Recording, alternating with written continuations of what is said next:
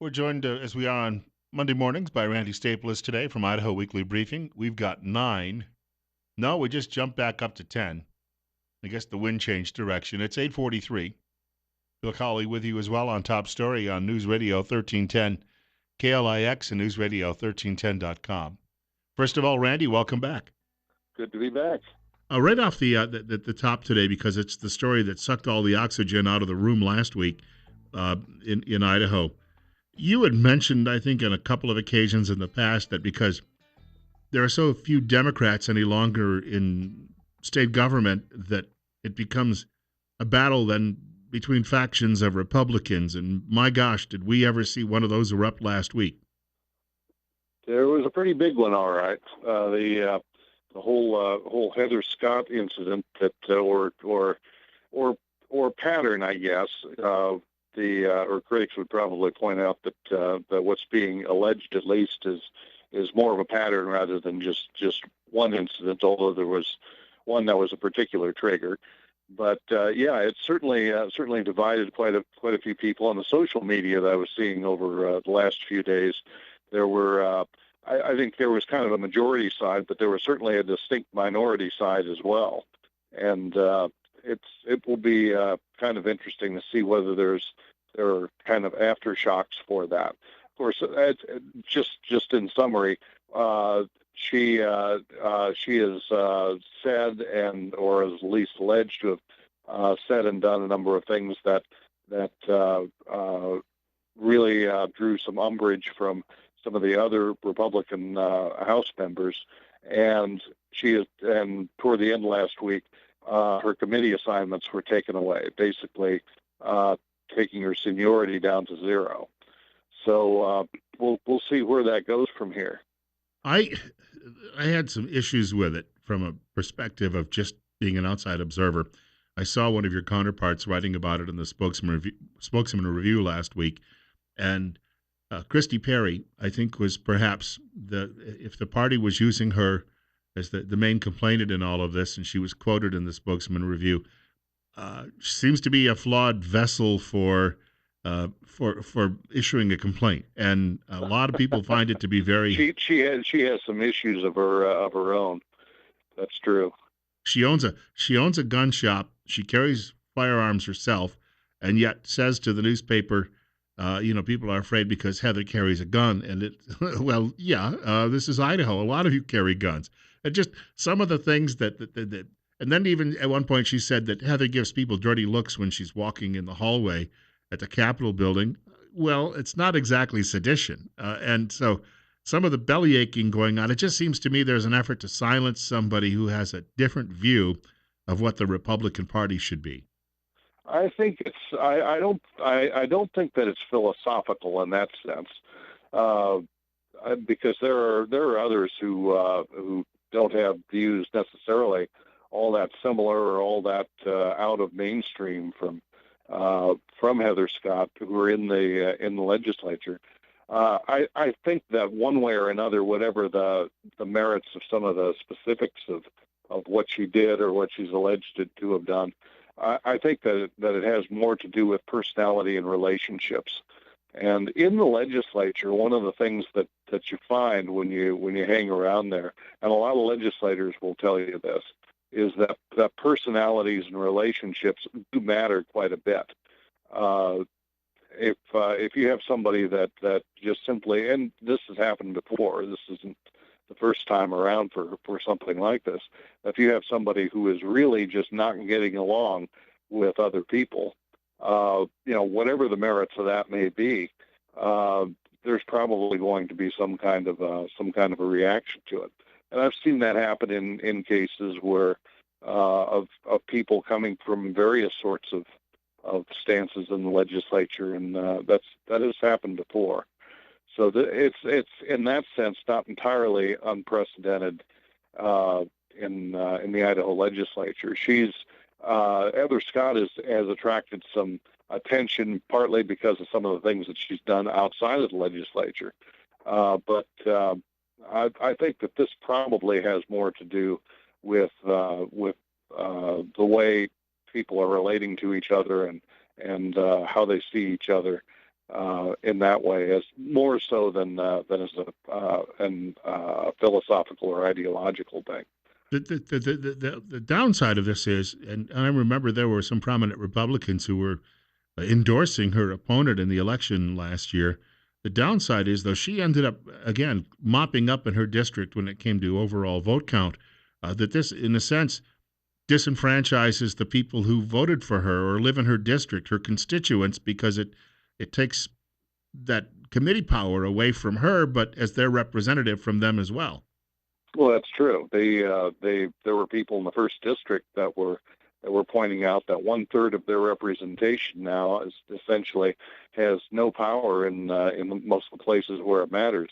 She still votes on the floor, but anyone who's, I'm sure you'd agree with this, that most of the work in any legislature is done in committees, not on the floor. The floor is where final action gets taken, but most of the shaping and most of the decision making about what legislation will look like and what advances to the floor and what doesn't, most of the real core decisions happen in the committee meetings. And now 1/3 of District 1's representation won't have any of that.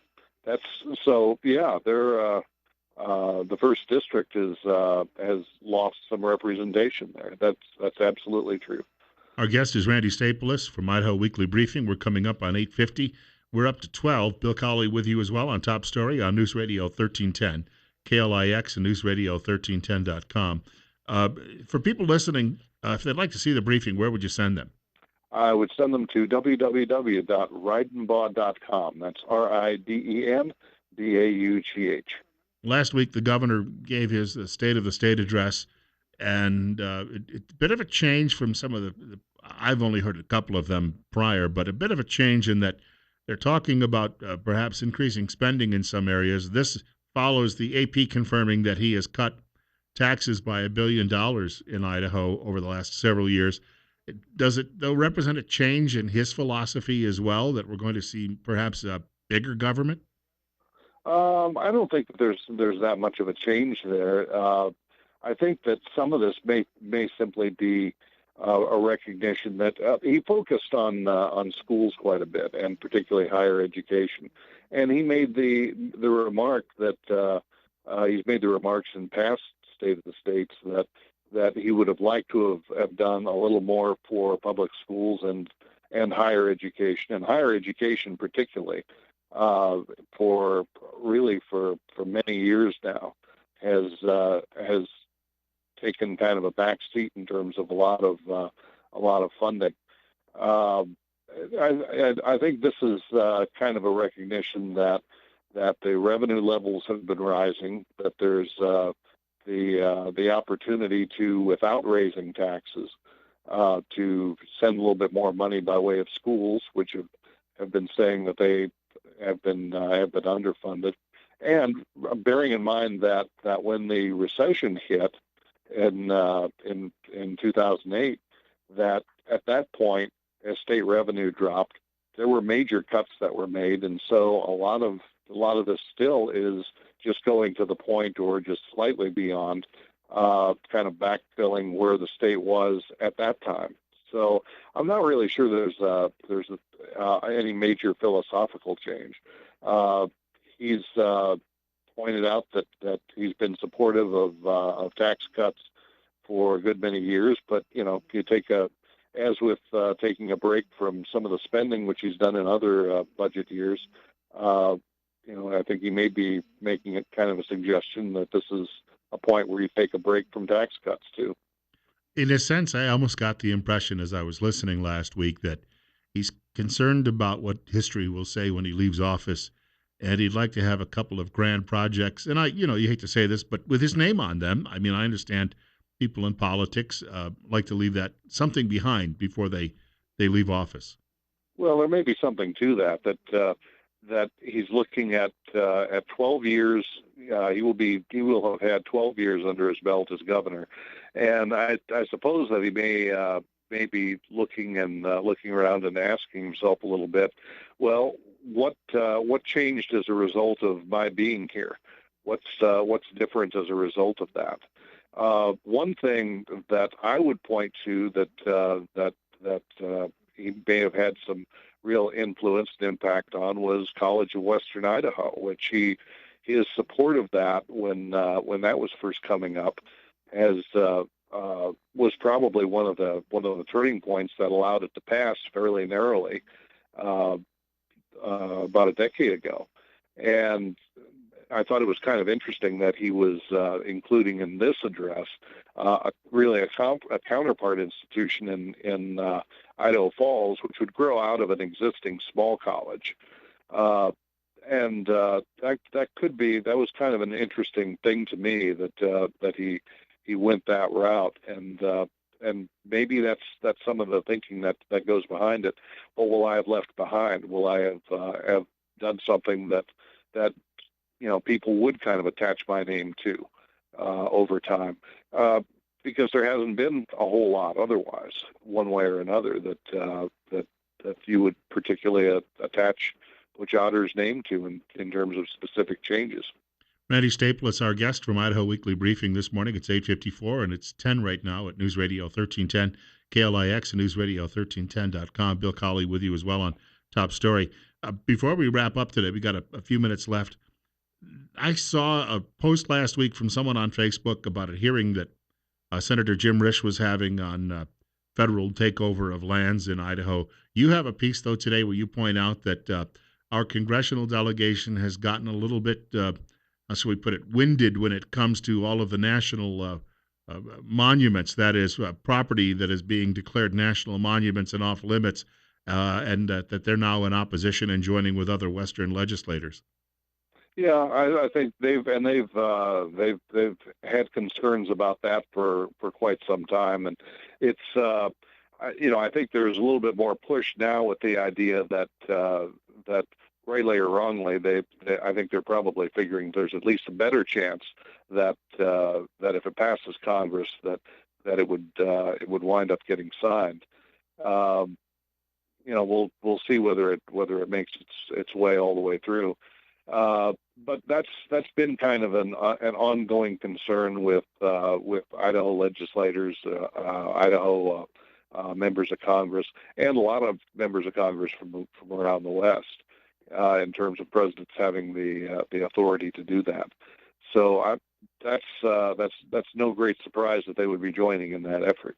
They're looking at what recently happened in Utah, obviously, and there's a growing concern because constituency isn't really happy about it. Yeah. There are a lot of people in Utah who are upset by it. Some that are in favor of it too.